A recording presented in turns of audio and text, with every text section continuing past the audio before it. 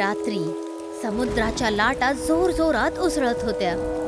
एक छोटीशी लाकडीची नाव त्याच लाटांमध्ये खूप जोराजोरात हालत होती. राघव जसं तसं त्या नावीला सांभाळायचा प्रयत्न करत होता. पावसाने त्याचे पूर्ण कपडे भिजलेले होते आणि तो खूप जास्त दमलेला सुद्धा दिसत होता. जोरदार वाऱ्यामध्ये तो त्या शेलला जोरदार घट्ट पकडतो, ज्याने नाव पलटू नये. पण वादळ अजून पण थांबण्याचं नाव घेत नव्हता. अरे देवा, मला वाचव. हे वादळ मला मारून टाकेल. माझी होडी तुटणार आहे. तेव्हा अचानक एक मोठी लाट त्या नावीला टकरावते आणि नावीच्या आत पाणी भरायला लागतं आणि ती हळूहळू समुद्रामध्ये बुडायला लागते. राघव सेलवर आपली पकड सोडतो आणि खोल समुद्रामध्ये बुडायला लागतो. कोणी आहे? वाचवा, मला पोहणं, माझी मदत करा. काही क्षणांमध्ये तो समुद्राच्या खोलामध्ये समावतो. 3 दिवसांनंतर सूर्याचा प्रकाश जोरदार चमकत होता आणि मौसम आता शांत दिसत होता. एका दूरच्या द्वीपवर राघव बेशुद्ध आणि पूर्ण ओला पडलेला होता. छोटू, एक 10 वर्षाचा आदिवासी मुलगा पळत पळत त्याच्या जवळ येतो आणि तो बघतो की राघव जिवंत आहे पण की नाही. जेव्हा छोटूला समजतं की राघव तर जिवंत आहे, तर तो दुसऱ्या लोकांना जोरात जोरात बोलवतो, बाबा बाबा, लवकर या, हे बघा समुद्रातून कोणतर वाहून आला आहे. भीम, जो आदिवासींचा मुखिया होता, तो झाडांमधून बाहेर पडतो आणि राघवला बघायला लागतो. तो राघवच्या जवळ येतो आणि त्याचा हात पकडून बघायला लागतो. हा जिवंत आहे छोटू. हा आपल्यासारखं नाही दिसत. हा बाहेरच्या दुनियेचा माणूस वाटत आहे. वादळ याला इकडे सोडून गेला आहे. बाबा, ह्याचे कपडे किती विचित्र आहेत. काय हा आपल्याला त्रास देणार आहे? नाही, हा आता खूप दुर्बळ आहे. आपण आदिवासी आहोत. आपण कोणाला असं मेलेलं नाही सोडू शकत. याला आपल्या गावात घेऊन जाऊयात. भीम राघवला आपल्या खांद्यांवर उचलतो आणि द्वीपवर बसलेल्या आपल्या गावाकडे चालायला लागतो. छोटू पण त्यांच्या माग माग चालायला लागतो. 1 आठवडा निघून जातो. राघव माती आणि बांबूची बनलेली एका आदिवासींच्या झोपडीमध्ये आराम करत होता. सोमा तिथे त्याची काळजी घेत होती आणि त्याचा इलाज सुद्धा करत होती. राघव हळूहळू आपले डोळे उघडतो. त्याची धुंदली नजर हळूहळू स्पष्ट व्हायला लागते. सोमाला विचित्र कपड्यांमध्ये बघून तो अचानक उठायला लागतो, पण कमजोरीच्या मुळे तो पुन्हा खाली पडतो. सोमा त्याला हात देते आणि हळू त्याला उठण्यामध्ये मदत करते. आराम कर, तू आता सुरक्षित आहेस. तुझ्या शरीरामध्ये अजून सुद्धा अशक्तपणा आहे. मी कुठे आहे? तुम्ही कोण आहात? माझी होडी कुठे आहे? मला माझ्या गावात जायचं आहे. तेव्हा भीम ताज्या जंगली फळांची टोकरी घेऊन झोपडीमध्ये येतो. भीम फळांना कोपऱ्यामध्ये ठेवतो आणि राघवकडे जातो. हे आमचं घर आहे. तुझी होडी तुटून गेली, पण तू स्वतः वाचून गेलास. हे जडीबुटीचा रस पिऊन घे. सोमा राघवला हिरव्या रसचा एक कटोरा देते. राघव काही क्षणांसाठी बघत असतो, पण रसची वास त्याला चांगली वाटते. राघव हळूहळू तो रस पितो. त्याचा स्वाद त्याला चांगला वाटायला लागतो. हे काय आहे? हे तर खूप स्वादिष्ट आहे आणि माझं दुखणं कमी होत आहे. हे जंगलातल्या जडीबुटी आणि जंगलातलं मध आहे. आमचं जंगलच आमची सगळ्यात मोठी औषधी आहे. राघव एकटक त्या आदिवासी लोकांना बघतो आणि तो समजतो की तो सुरक्षित आहे. तो पुन्हा आपल्या हतरुणामध्ये आरामात झोपतो. आणखीन काही आठवडे निघून जातात. राघव आता पूर्णपणाने ठीक झाला आहे. तो भीम आणि छोटू बरोबर जंगलामध्ये चालत होते. तिघेजण एका विचित्र झाडाकडे येऊन उभे राहतात, ज्यामध्ये निळ्या रंगाचे रताळे असतात. भीम झाडाला काही नुकसान न पोचवता त्यांना आरामात तोडतो आणि छोटू त्यांना एक एक करून एकत्रित करतो. तुम्ही भाज्यांना एवढ्या आरामात का कापत आहेत? माझ्या गावात तर लोक फावड्याने सरळ झाडालाच उखडून टाकतात. राघव, धरती आपली आई आहे. जर आपण जमिनीला त्रास देत बसू तर मग हे पुढच्या वेळी आपल्याला धान्य नाही देणार. आम्ही फक्त तेवढंच घेतो जेवढी गरजेचं आहे. हे बघा राघव दादा, हे रताळं आहे. याला आगीमध्ये शिजवल्यानंतर हे गोड गोड लागतं आणि हे खूप ताकद देतं. राघव एक रताळं घेतो आणि त्याची वास घेतो. त्याची वास त्याला गोड वाटते. तो मागं वळून बघतो तर जंगलामध्ये आजूबाजूला खूप वेगवेगळी झाडं दिसतात.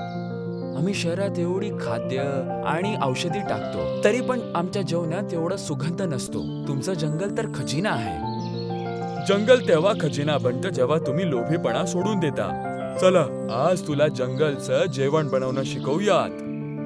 ते तिघे जण पुढे वाढतात आणि आपल्या टोकरीमध्ये खूप वेगवेगळी फळं आणि भाज्या एकत्रित करतात. रात्री सोमा गावाच्या मधोमधी एका उघडलेल्या जागी जेवण बनवण्याची वाट बघते. सोमा तोडलेल्या निळ्या रंगाच्या भाज्यांना पाण्यामध्ये धुते आणि त्यांचे तुकडे करते आणि मग त्यांना बारीक कापायला लागते. ती तेल न घालता त्या भाज्यांना जंगलातले जंगली मसाले आणि लाल रंगाचा रस मिसळते. राघव हे सगळं बघत असतो. सोमाजी, तुम्ही तेलाशिवाय जेवण बनवत आहात? आमच्या इथे तर तेलाशिवाय काही होतच नाही. तेलाची काय गरज आहे? जेव्हा आपण त्याला हिरव्या बांबूंमध्ये ठेवून आगीवर ठेवू तर बासचं पाणी त्याला स्वाद देतं. सोमा मसाले लागलेल्या भाजींना त्या बांबूमध्ये भरते. ती त्याचं तोंड पाण्यानं भरते आणि ढाकून त्याला जळणाऱ्या कोळशांवर ठेवते. काही क्षणांमधून त्याच्यामधून गोड गोड वास यायला लागते. वास यायला लागली राघव दादा, आता तर आपले बोट चाकत राहशील. सोमा एका कपड्याने त्या बांबूला आरामात उचलते आणि चाकूने त्याला उघडते. मग ती ते शिजलेलं जेवण एका पानावर ठेवते. राघव मोठा घास घेतो आणि त्याच्या चेहऱ्यावर एकदम आनंद पसरतो. हे तर खूपच अप्रतिम आहे. मी कधी आपल्या आयुष्यात अशी चव कधीच नाही चाखली. हे प्रकृतीचं आपलं चव आहे राघव. राघव जेवणाला बघतो. त्याच्या मनामध्ये एक नवीन विचार जन्म घ्यायला लागतो. हा प्रवास लांब होता आणि मग त्या दिवसांपासून 5 वर्षांनंतर एका द्वीप जवळच एक बांबू आणि मातीच्या भिंतीने तयार केलेलं एक ढाबा उभा राहतो. ती जागा शांत आणि वारेदार वाटत होती. ढाब्याच्या दरवाज्यावर पानांनी बनलेला एक बोर्ड सुद्धा आहे. ह्या ढाब्याला राघवच चालवत होता. आता त्याचं वय थोडं जास्त वाटत होतं आणि जंगली भाज्या आणि फळांनी तो गावासाठी जेवण बनवत होता. छोटू, टेबल नंबर 3 वर थोडं अजून जंगलाचं मध, बांबूचं कांदा सलाड घेऊन जा. लवकर कर. आलो राघव दादा. सगळेजण तुझ्या बनवलेल्या फळांचं रस पिऊन दिवाने झाले आहेत. छोटू आता मोठा दिसत आहे आणि राघवच्या प्रत्येक कामामध्ये मदत करत होता. लोक ढाब्यामध्ये बसून स्वादिष्ट जेवणाचा आनंद घेत होते. तेव्हा तिथे भीम सुद्धा येतो. राघव, तू तर आमच्या जुन्या पद्धतीला एक नवीन रूप दिलंस. आम्ही कधी विचार केले नव्हतं की असं कधी होऊ शकतं. भीमजी, ही सगळी तुमचीच कृपा आहे. ह्या जंगलेने मला एक नवीन जीवन दिलं आहे. हा ढाबा जमिनीच्या माईला एक छोटूसा धन्यवाद आहे. माहोल शांत होता. प्राकृतिक जेवणाची वास आणि लोकांच्या आनंदाने भरलेला माहोल. राघव, भीम आणि छोटू ह्याच आनंदाने एका दुसऱ्याला बघतात. आणि मग एक दिवस द्वीपच्या किनाऱ्यावर एक मोटर बोट येते. कबीर, एक समजदार दिसणारा तरुण मुलगा, बोटवरून खाली उतरतो. त्याच्या मागं एक कॅमेरामॅन सुद्धा उतरतो.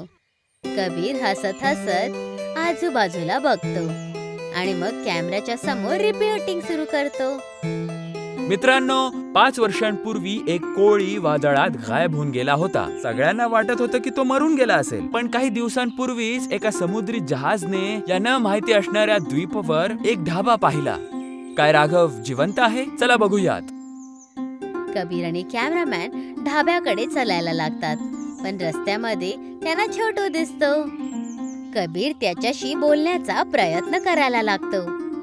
तुम्ही ह्याच द्वीपावरून आहात का? इकडे कोणी राघव नावाचा माणूस राहतो जो शहरातला होता. तुम्ही लोक कोण आहात आणि हे विचित्र काळीशी वस्तू काय आहे? आम्ही बाहेरच्या लोकांशी बोलत नाही हा. घाबरू नका, आम्ही तुमचे दुश्मन नाही आहोत. आम्हाला फक्त राघवशी भेटायचं आहे. छोटी काही क्षणांसाठी हिचकिचतो, पण त्याला कबीर खरा माणूस वाटतो. तो त्यांना ढाब्याला घेऊन जाण्याचा प्रयत्न करतो.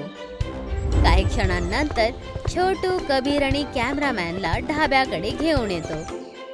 कबीर राघवला जिवंत बघून हैराण होऊन जातो. तुम्ही खरंच राघव आहात? तुम्ही जिवंत आहात? तुमच्या गावकऱ्यांनी तर तुम्हाला मेलेलं समजलं आहे. हो, मीच राघव आहे, पण मी या जंगलाचा आता एक भाग आहे. या, तुम्ही एवढा लांबून आलेले आहात, पहिले काही खाऊन घ्या. राघव त्यांना टेबलवर बसवतो आणि जंगली भाजी आणि फळांनी बनलेलं जेवण त्याला देतो. कॅमेरामॅन सगळं काही रेकॉर्ड करतो. हे काय आहे राघव साहेब? तुम्ही पहिले घास तर खाऊन पहा, मग स्वतः निर्णय घ्या की कसं लागलं. कबीर थोडस घाबरतो आणि मग एक घास घेतो आणि त्याला ते ताबडतोब आवडतं. ओ माय गॉड, हे स्वाद तर खरंच अप्रतिम आहे. याच्यात तर एक वेगळा ताजेपणा आहे. राघव किचनच्या दरवाजाच्या जवळ उभे राहिलेल्या भीम आणि सोमाला बघतो. तिघे एका दुसऱ्याला बघून हसायला लागतात. तिथे राहत राहत राघव कबीर आणि कॅमेरामॅनला हिरवगार जंगल दाखवतो. तो त्याला प्रकृतीची सुंदरता आणि जंगली फळं दाखवतो.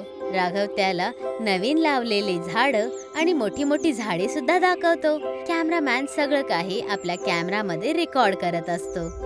राघवजी, तुमचं जेवण तर कमालच होतं, पण जंगलातलं रोज फळ तोडून जंगल संपून नाही जाणार. हीच तर सगळ्यात मोठी गोष्ट आहे कबीर. आम्ही जंगलातून जे काही घेतो त्याचं परतफेड जास्त करतो.